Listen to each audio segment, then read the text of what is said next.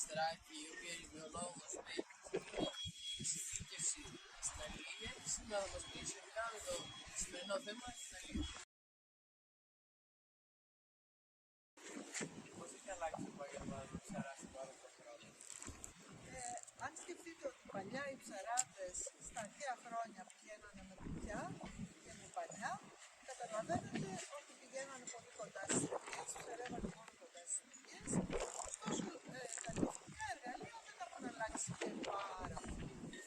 Σιγά σιγά αρχίσανε να μπαίνουν οι μηχανές, αυτό βέβαια κυρίως γίνανε σε κάποια από τα σκάφη, οπότε μπορούσαν να κάνουν λίγο πιο μεγάλα ταξίδια, να έχουν λίγο περισσότερη ασφάλεια και να μην εξαρτώνται απόλυτα από τον καιρό. Γιατί με τα πανιά έπρεπε να φυσήξει όριος άνεμος για να πάνε για ψάρεμα. Όμως έχουν πλέον και κάποια εργαλεία που μπορούν να τους βοηθήσουν, όπως είναι ραντάρ, όπως είναι GPS, όπως είναι κάποια βυθόμετρα. Δηλαδή και η τεχνολογία βοηθάει λίγο περισσότερο στην αλληλεία. Αλλά βέβαια αυτό που είναι διαχρονικό στην αλληλεία είναι ότι εξαρτάται από την εμπειρία του ψαρά. Εξαρτάται από το είδος της αλληλείας, μπορεί να γίνεται στην παράκτια ζώνη, δηλαδή παράκτια αλληλεία χρησιμοποιείται και παρακάτια κυρίως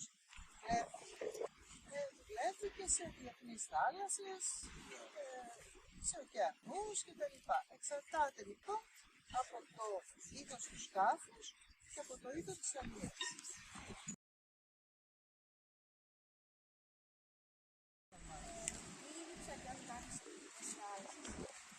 Κοιτάξτε, υπάρχουν πάρα πολλές. Δηλαδή τα είδη των ψαριών που υπάρχουν είναι περίπου πάνω από 300. Βέβαια η αλληλεία δεν κάνει όλα αυτά τα είδη. Δηλαδή τα είδη των ψαριών είναι κατανεμημένα κατά βάθος διαφορετικά. Επίσης υπάρχουν είδη ψαριών που η αλληλεία τα πιάνει στην επιφάνεια της θάλασσας, σε ανοιχτές θάλασσες όπως η Ορφία, ο Όρος. Στα παράκτια νερά πιάνουν πάρα πολλά είδη όπως είναι τα μπαρμόνια, η σαργή, τα σκαφάρια, οι στολίνες, τα λιβρίνια, τα φαγιά,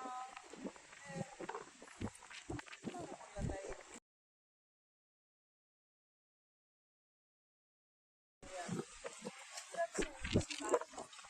Τρόποι ψαρέματος.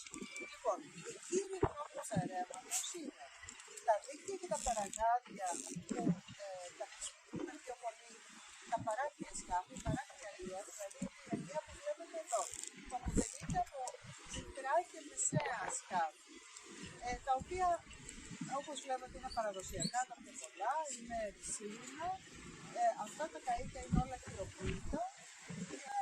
Ας το πούμε μια παράδοση που υπάρχει από την αρχαιότητα μέχρι σήμερα. Αλλά υπάρχουν, όπως λέμε, μηχανόδρομες, που στην ουσία είναι μία μορφή. Το τραβάνε με δύο σύρματα και δύο πόρτες, έτσι το λέμε, είναι στην ουσία σαν να έχει στην αντίσταση του νερού ανοίγει το παιχνίδι. Υπάρχει και ένα άλλο εργαλείο, το γρηγρί,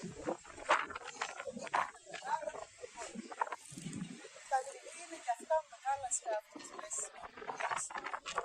Βλέπουν στις ειδικά υπολογιστικά κοπάδια αφρόψαρα κυρίως και πηγαίνουν και κυκλώνουν με αυτό το μεγάλο γρηγρί, το οποίο στο κάτω του μέρος έχει κρίκους και σηματόσπινα και σφίγγει. Οπότε δημιουργείται μια μεγάλη σακούλα που κυκλώνει τα κομμάτια των ψαριών, τα φέρνουν κοντά στους σκάφους και έτσι τα βγάζουν με μεγάλες σακούλες από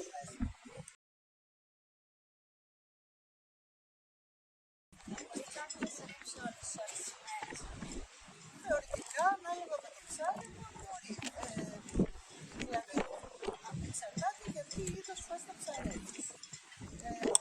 Υπάρχουν είδη που ψαρεύουν στο λάδι, υπάρχουν είδη που ψαρεύουν σε βαθιά νερά και στην άκρη της χώρας.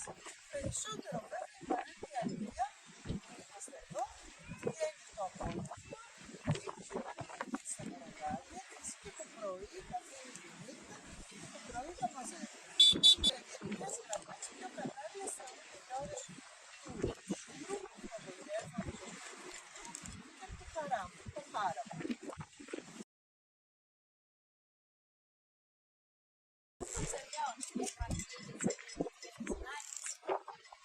Θεωρώ ότι αν υπάρχει καλή διαχείριση του πολιτισμού του παιδιού, δεν υπάρχει για τις καταναλωτικές μας ανάγκες, αρκεί να το κάνουμε αυτό με κάποια σύνεση. Η κοινωνία πρέπει να το κάνουμε με σύνεση, και αυτό υπάρχει και μια ολόκληρη επιστήμη που μελετάει και εκτιμάει τα θέματα σε τι κατάσταση είναι, αλλά επίσης υπάρχουν και τα διαχειριστικά μέτρα, δηλαδή τα μέτρα που βάζουν κάποιους περιορισμούς στην αλληλεία, ώστε να είναι βιώσιμοι. Δηλαδή, να μπορούμε κάθε φορά να παίρνουμε τη μεγαλύτερη δυνατή παραγωγή από τη θάλασσα, χωρίς να επηρεάζουμε, να μειώνουμε ιδιαίτερα τους πληθυσμούς. Υπάρχουν διαφορές στα αλλιεύματα σε σχέση με την ακτινοβολία. Κοίταξε, υπάρχουν βέβαια διαφορές. Σίγουρα τα αλλιεύματα, τα άγρια ψάρια, θεωρείται ότι έχουν μεγαλύτερη διατροφική αξία, με την έννοια ότι έχουν περισσότερα και καλύτερα ω3 λιπαρά.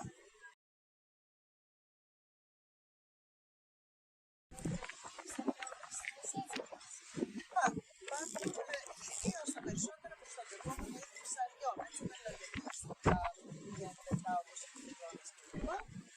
Ή κυρίως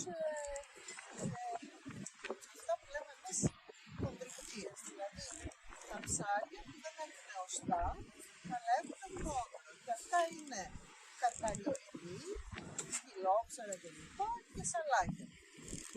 Κάποια από αυτά λοιπόν είναι σε λίστες προστασίας, γιατί θεωρούνται απαιτούμενα είδη.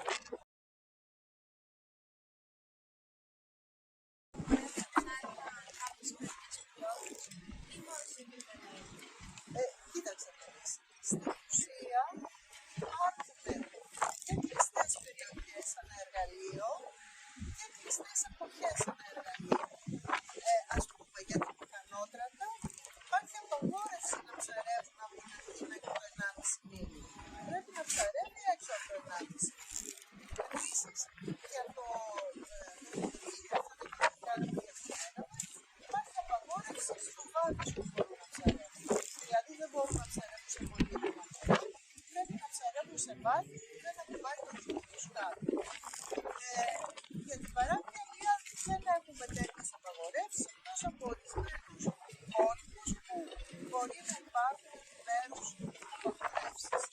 Τώρα χρονικές απαγορεύσεις υπάρχουν και για το μικρή, πάλι για τη μέση αλληλεία δηλαδή, που απαγορεύεται να δουλεύει κάποιους μήνες το χειμώνα, και για την μηχανότρατα απαγορεύεται να δουλεύει κάποιο διάστημα το καλοκαίρι. Πώς επηρεάζει η μόλυνση του περιβάλλοντος στα ψάρια και ψάρια? Βλέπουμε και σε ορισμένες εκδηλώσεις ότι φτιάχνουν πάρα πολλά σκουπίδια στο βυθό. Αυτό τι σημαίνει? Σημαίνει ότι ο βυθός σε μερικά σημεία καλύπτεται από σκουπίδια, και μάλιστα σκουπίδια που δεν καταστρέφονται εύκολα από συνεργαστικά, οπότε σίγουρα αυτό παίζει ρόλο στην διαβίωση των ψαριών σε αυτές τις περιοχές. Υπάρχει όμως και μόλυνση που προέρχεται από άλλες αιτίες, ας πούμε η βροχή μπορεί να κατεβάζει σπάσματα, φυτοφάρμακα ή τα απόβλητα που βγαίνουν από τον άνθρωπο που μπορεί να ρίχνουν μες στη θάλασσα, ορμόνες, φάρμακα και άλλα υλικά που ρίχνουν στη θάλασσα. Αυτά έχουν επιπτώσεις στην ψυχολογία. Καταρχήν έχουν επιπτώσεις σε όλο το τροφικό κύκλο τροφική αλυσίδα της θάλασσας. Δηλαδή, τα φωσφορικά και τα νητρικά από τα λιπάσματα που χρησιμοποιούνται στις εντατικές καλλιέργειες όταν πέφτουν με την βροχή μες στη θάλασσα, μπορούν να αλλάξουν όλο τον κύκλο της τροφικής αλυσίδας, γιατί επηρεάζουν πρώτα απ' όλα το πλανκτόν. Οπότε αυτό μπορεί να επηρεάσει δευτερογενώς και τα ψάρια, γιατί επηρεάζει την τροφή τους. Επίσης έχει παρατηρηθεί ότι μπορεί να υπάρχουν και αλλαγές στη γονιμότητα. θνησιμότητα και στην αναπαραγωγική ικανότητα των ψαριών, όταν αυτά επηρεάζονται από κάποια βαρέα μέταλλα ή από κάποιες ορμόνες που μπορεί να μένουν στην θάλασσα.